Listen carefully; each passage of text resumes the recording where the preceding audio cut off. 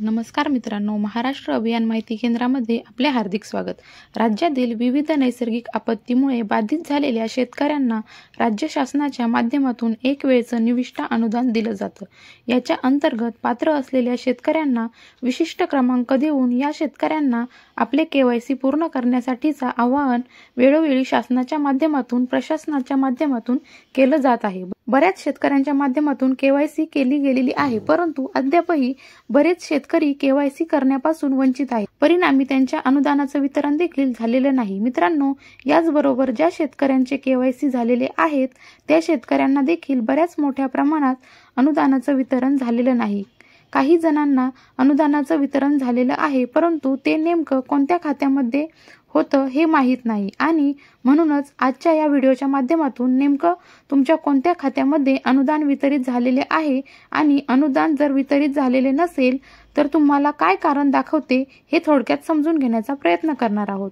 पण त्याआधी जर तुम्ही चॅनलवर नवीन असाल आपल्या चॅनलला सबस्क्राइब करून घ्या। मित्रांनो, याच्यासाठी राज्य शासनाच्या माध्यमातून MH डायस्टर नावाचं एक पोर्टल बनवण्यात आलं आहे। या पोर्टलवरती आल्यानंतर तुम्हाला एक विशिष्ट क्रमांक विचारला जातो। तेव्हा ते विशिष्ट क्रमांक तुम्हाला KYC करताना जो विशिष्ट क्रमांक देण्यात आलेला होता तो विशिष्ट क्रमांक याच्यामध्ये एंटर करून सर्च करायचा आहे। आता विशिष्ट क्रमांक एंटर करून सर्च केल्यानंतर आपण पाहू शकता आपल्या अनुदानाचं वितरण झालेलं असेल तर ते कोणत्या बँक खात्यामध्ये किती तारखेला झालेलं आहे आणि कोणती शाखा वगैरे ही सर्व माहिती आपल्याला या ठिकाणी दाखवली जाईल। याच्यामध्ये असलेली रक्कम सुद्धा आपल्याला या ठिकाणी दाखवली जाते। आता एखाद्या विशिष्ट क्रमांकाची जर रक्कम वितरित झालेली नसेल तर त्या ठिकाणी तुम्हाला त्याचं कारण देखील दाखवलं जाईल।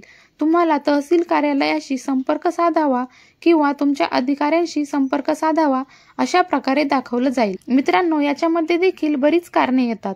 याच्यामध्ये शेतकऱ्यांच्या बँक खात्याला आधार कार्ड लिंक नसेल तर त्या शेतकऱ्याच्या अनुदानाचं वितरण होत नाही, कारण हे DBTच्या माध्यमातून वितरित करण्यात येणारं अनुदान असल्यामुळे याच्यामध्ये आधार संलग्न बँक खातं नसेल तर त्या अनुदानाचं वितरण केलं जात नाही। बरेचसे बँकांचे अकाउंट फ्रीज म्हणजेच होल्ड करण्यात आलेले आहेत। अनुदानाचं वितरण झाल्यानंतर सुद्धा शेतकऱ्यांना त्याच्यामध्ये अनुदानाचं जे काही वाटप झालेले आहे ती रक्कम काढता येत नाही। असे करण्याचे कुठलेही अधिकार बँकांना नाहीत। मित्रांनो, बऱ्याच शेतकऱ्यांच्या जमिनी 2 शिवारामध्ये आहेत किंवा वेगवेगळ्या ठिकाणी आहेत। बऱ्याचशा शेतकऱ्यांची 2 वेळा 3 वेळा यादीमध्ये नाव आलेले आहेत आणि तुम्ही जर दुसरी KYC केलेली असेल तर फक्त एकाच KYC ला फक्त एकच वेळेस शासनाच्या माध्यमातून निविष्ट अनुदान दिलं जातं। अशा प्रकारे याच्यामध्ये अनुदान न येण्याची किंवा आलेलं असेल तर न मिळण्याचे कारण आपण ऑनलाईन पद्धतीने अगदी 2 मिनिटांमध्ये तपासू शकता।